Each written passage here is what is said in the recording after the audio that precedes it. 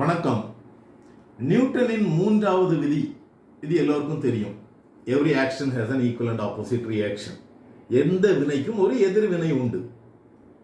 நாம நல்லது ஒருத்தவங்க செஞ்சோம்னா நமக்கு நல்லது திரும்ப வந்து சேரும். இதுதான் இது நியூட்டன் மூன்றாவது விதி அறிவியலுக்கு மட்டுமல்ல, நம்முடைய வாழ்க்கையோடு கலந்த ஒரு விதி.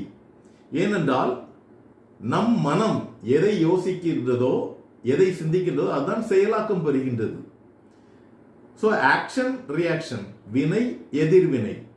நாம் நல்லதை சிந்தித்தால், நல்லதை பார்த்தால், நல்லதை கேட்டால், நல்லதை பேசினால் நமக்கு நல்லதே தொடரும்.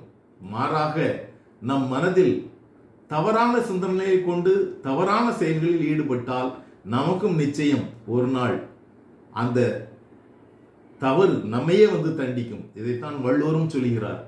பிறர்க்கு இன்னா முற்பகல் செய்யின், தமக்கு இன்னா பிற்பகல் தானே வரும். பகல்ல நீ ஒண்ணு பிறரும் செஞ்சேன்னா பிற்பகல்ல அந்த இன்னா துன்பம் உனக்கே வந்து சேரும்.